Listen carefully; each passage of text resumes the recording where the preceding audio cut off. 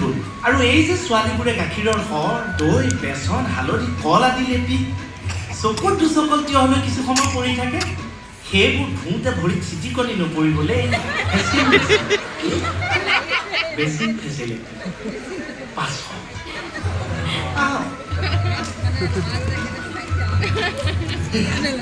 এতিয়া দেখোন দি পাতল কণ্ট্ৰল দি আছে তাকে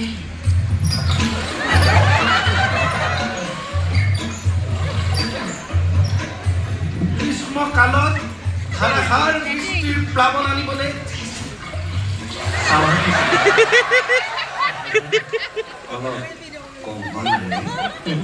এটেচ নহয় যে এই সকলোবোৰৰ মেইনটেনেন্স কেতিয়াবা চাহ কাৰেণ্টৰ বিল মিলাই 1000 টকা সৰ্বমুঠ মাত্ৰ 5000 টকা পায় কোৱা দামে দিয়া দাম